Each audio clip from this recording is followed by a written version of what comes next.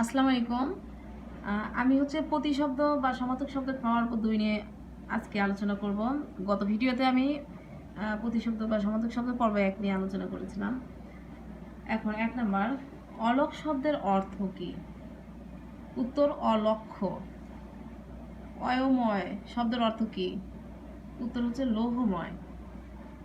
অসরণ শব্দটির অর্থ আশ্রয়হীন। অস্থি শব্দের অর্থ হাড়। অনেক শব্দের অর্থ সৈনিক। অনুপমের সমার্থক শব্দ কোনটি? মনোরম। অবিহিত শব্দের অর্থ অনুচিত। অবিমিশ্র শব্দের অর্থ বিশুদ্ধ। অত্র শব্দের অর্থ এখানে।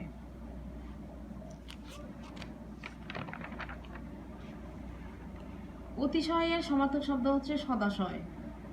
অকর্মণ্য শব্দের প্রতিশব্দ অকর্মক। আজল শব্দের অর্থ অঞ্জলি। আরং শব্দটির অর্থ হাট। আদাউতি শব্দটির অর্থ বিদ্বেষ। আধাল অর্থ গোয়াল। আবাহন শব্দের অর্থ আমন্ত্রণ। আবিল শব্দের অর্থ কুলসিত। আমানত শব্দের অর্থ গচ্ছিত। ধন্যবাদ।